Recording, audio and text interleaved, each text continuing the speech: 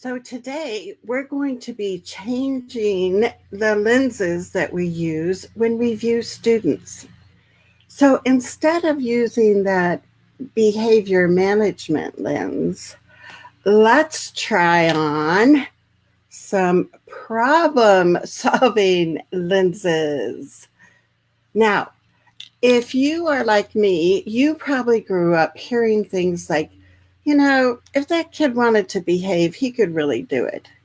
Or, I think she's just trying to get attention from us.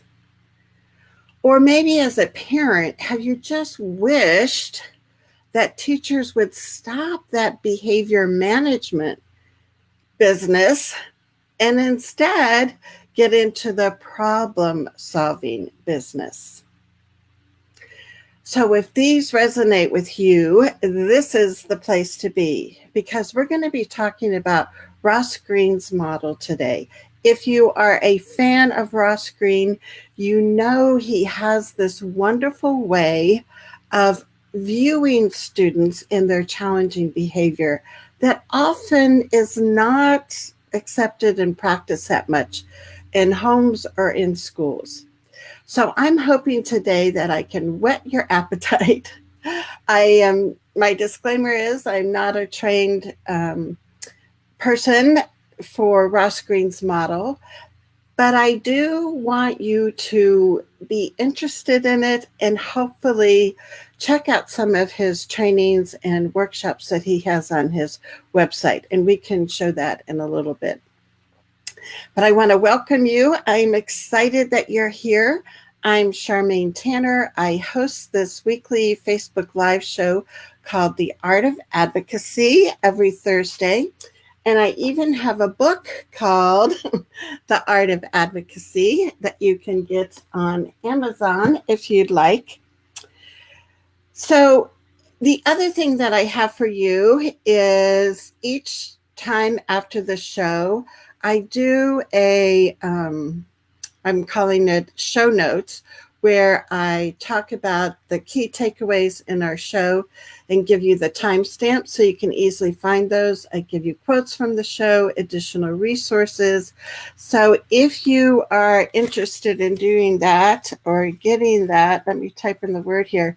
All you have to do is type in the word proactive, and my IEP bot will send you those show notes. So just type in the word proactive and you'll get the show notes.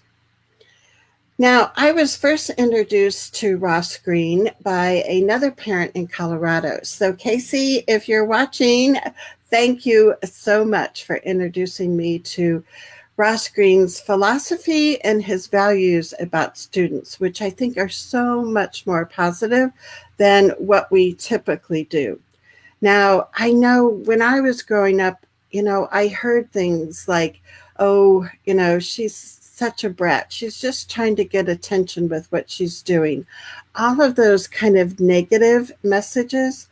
But then when I was in college, one of the things that I learned was to look at the function of the behavior. Well, we were still pretty much looking at things like, is a student trying to get attention? Are they trying to avoid or escape a task? Or are they trying to get some object or activity that they love to do? But, even looking at that from that lens of a function of behavior, we're really still doing a disservice to our kids. So I'd love for you to pop in and ask questions in the comments, give feedback, give examples that you've experienced as far as the difference between behavior management and problem solving, because when we're more interactive on the show, it makes it a lot more fun for everybody. So we've got lots of people here. Irma is here, and I can show her comment. Marlo is here from Pennsylvania. Ruth says, fabulous, can't wait. So we will start diving into, let me take this down, some of our content. What I would like you to do is, if you have used Ross Greene's collaborative proactive solutions in your house while you're, helping your kids and supporting them, if you could put that in the comments, or if any of your kids' teachers are using Ross Greene's collaborative proactive solutions model, can you type that in the comments? Because I think that would be awesome to see if we're actually starting to use this right around the country. The other thing is, if you're familiar with Russ Greene, you probably know he has this famous mantra or quote that he uses all the time. So if you're familiar with Russ Greene, or you want to take a guess, what do you think his number one thing is that he wants us to remember about when we're working with kids with challenging behavior? So I'll give you a second there to type in what you think Ross Greene's famous quote is. And I will also pull it up here. So Ross Greene is always saying, kids do well if they can. And that's the kind of philosophy and values that I'm hoping that we all embrace. Because when our kids show us challenging behavior, our job as adults is to identify those unresolved problems that are causing the behavior and collaboratively with the child, with the student, try to figure out how we're going to solve those problems. Now, his Ross Greene's model has 3 different steps. So let me show you what those are here. As I said before, the name of his process is Collaborative and Proactive Solutions. And the 3 parts are 1, to change our lenses, 2, to identify the lagging problems and the unresolved problems that the student has. And then I keep going too far ahead. And then the 3rd step is to actually solve the problem, right? That makes sense. So today what we're going to be talking about is we're going to be talking about that first step of how we change the lens of how we view students. Because what happens is when we come from that behavior management, viewpoint, or we use that behavior management lens, what we're doing then is saying, what I do as an adult when I see kids with this challenging behavior, when I think, if they just wanted to do better, they could. Then what I do is I set up reward systems. I have prize boxes in my classroom. Kids get points for doing things. Or at home, it might be they earn the privilege of screen time and using an iPad. Or at school, when it gets to the extreme negative kinds of behavior management, we have kids that are being restrained, secluded, excluded. And so those kinds of ways that we react to challenging behavior have shown us that it really can be detrimental and more harmful for kids if that's how we react to their behavior. So let me look down here because I want to make sure we see everybody.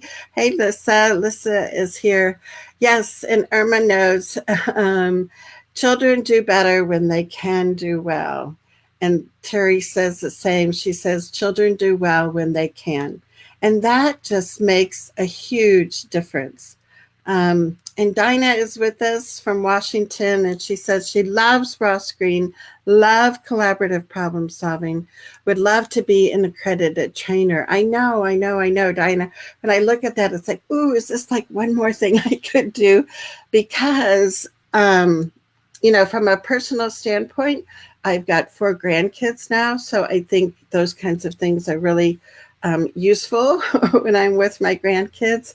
As parents, it's like excellent. And then for teachers, it's like, this would be so great. This would be a wonderful district-wide goal. If you talk to district administrators about what their goals are for professional development in your school district, or talk to your principal about what some goals are for professional development for the upcoming year, if they can vote for the collaborative proactive solution model, that would be so helpful for so many kids. So that's what I'm really hoping for, that we can start changing things and looking at our kids, like I said, in a different viewpoint.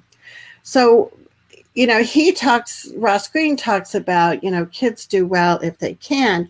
And unfortunately, so many times what we see is people thinking that kids can only do it if they want to do it. And that's the reason why they're having problems. So these are some of the things that when I grew up, I remember hearing. I've said similar things to this. You might have heard, that kid is such a motor mouth. Stay away from him. He's no good. She's just a brat. And then as a teacher, I've said to confession some of these, or I've heard teachers say, he's always a class clown. He's just trying to get any kind of attention he can. Or you might have heard, he pretends not to understand the directions just so he doesn't have to do the work. Or you might have heard teachers whispering in the teacher's lounge, if the parents would just do their job, we wouldn't have these problems. So let me know, what are some of the common statements maybe that you've heard when people are coming from that behavior management viewpoint?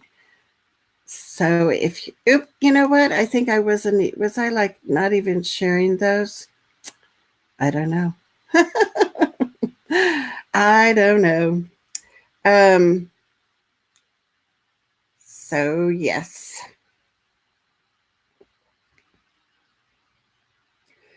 And like I said, the problem is that what we have seen from research is that the behavior management strategies really don't work. They don't resolve those underlying problems.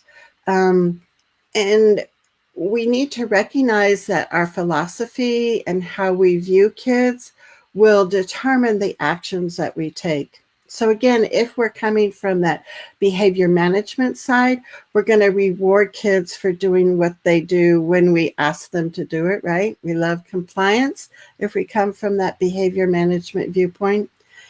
And if you contrast that to the collaborative problem-solving kind of viewpoint, then what we do as adults is we try to figure out, what are those skills that the child is lacking?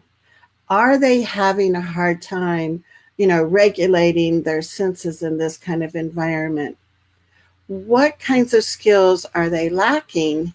And that's what I should be doing as a teacher or a parent, to support and help the child learn those kinds of skills. So it just really changes the tone. It changes the motivation for kids to want to even go to school when they have teachers that understand them, when they have teachers that don't, put compliance as the number one goal for behavior in their classroom. But they really look at your kids as individuals, and they really look at, what are some things that we can do to support this child? So, like I said, if you've had different experiences with teachers in the classroom, if you want to give examples, we can go through those examples and kind of pull out some things that would be helpful. Or as a parent, if you remember maybe what you grew up hearing and how you transfer that to your own child. So any of those kinds of things would be awesome for you to share with us. The other thing that I wanted to talk about was, at the beginning of the show, we said, Russ Greene's, one of his famous quotes is, if kids can do well, they will. And then let's contrast that, and I'll hopefully be showing this now, to the teachers and the parents that instead of having that kids do well if they can, they have that philosophy that kids do well if they wanna. And Ross Greene has some great videos on his website, and he talks about, if you're coming from that place where you think, the kid has control over their behavior, they're just trying to be obnoxious, they're trying to get on my nerves, then that is going to cause us to stay in that behavior management kind of box that many teachers, when they went to college, that's what they grew up with. That's what they were taught, right? So one of the quotes that I love from Ross Greene, he says, so long as caregivers are solely focused on modifying a child's behavior, the problems that are causing that behavior will remain unresolved. But when caretakers focus instead on solving the problems collaboratively and proactively, not only do the problems get solved, the challenging behaviors that are associated with those problems subside.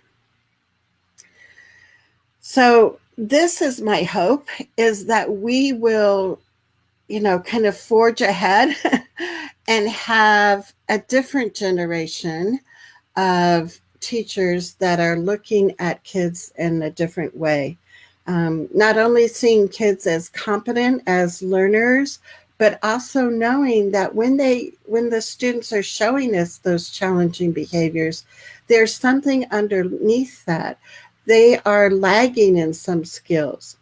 So next Thursday, we are going to talk about step 2, which is how do we identify which lagging skills our kids or our students have? And how can we also identify some of those underlying problem kinds of behaviors that they just don't have another way of handling or resolving? And so instead of that medical model of blaming the kid, and the kid is the one that has to change, we as adults have to look at what can we do differently to support kids, and start using that problem-solving lens when we look at challenging behavior. So let me see if you guys have any other questions or comments. Because I think, when we can interact, then it helps us even more. And then the other thing is, if you can give us, examples or situations of what you're dealing with or what teachers are telling you, then we can use that as our real life example and help, brainstorm some ideas for you. Like I said, I do show notes at the end. I'll be sending those out next Tuesday. They have key takeaways and the timestamps so you can find the key takeaways easily. They have quotes from our show and also additional resources. So the other thing that I wanted to do was to bring up Ross Greene's website. So let me share that with you, because he just has like a ton of free resources on his website. So if you haven't been there, I really encourage you to go. The website is called Lives in Balance. And let me see if I can move this. Lives in the Balance. So I got to make sure that I bring it up so you can see it. Da, da, da, da. So low. So this is his website. And what I like about it, it's got videos on it. It has, short articles. It has podcasts. They talk about the different trainings and workshops that they have coming up. So the other thing is that he's broken it down to resources for parents and children. and you can go through there. There's all kinds of, the walking tours is kind of a starting point where you can go and learn more. He used to call the motto collaborative problem solving, and then a few years ago, he changed it to collaborative proactive solutions, but it's still known as that CPS. If you want to help your teacher at school be able to get some resources, you can go to the educators website, and he just has some cool things. The other thing I'm going to try and show later on another show is this new lens changer app. And this is really pretty cool. And like I said, we'll try and I'll go through the steps of how you use that app, but you might want to check it out now. And like I said, as a parent, it's like gold as far as, what we can use with our own kids. So I would encourage you to go there. And then advocacy is another tab on here. He has this Bill of Rights, which is like so excellent. So this is something else that you could print off and you could share with, teachers or staff at school, as far as a Bill of Rights for behaviorally challenged kids. And it just takes that switch of mindset, and that will make such a huge difference with what happens to your child at school, how comfortable and safe they feel. It also helps parents directly at, in their house. And then in the innovation tab on his website, they talk some more about some different resources. He also has a couple different Facebook groups that you can go and belong to. So I would encourage you, between now and maybe next Thursday, go to his website, Lives in the Balance, and check out some of those resources. And to know that today we talked about that step of changing our lens, changing how we view kids. Next Thursday, we'll be talking about how to identify those lagging skills. And then the following Thursday, we'll do step 3, which is how do we solve those problems? How do we help kids learn those lagging skills that they have? So until next Thursday, I hope you have a wonderful end to your week. And we shall see you back here next Thursday at noon Mountain Time. Take care.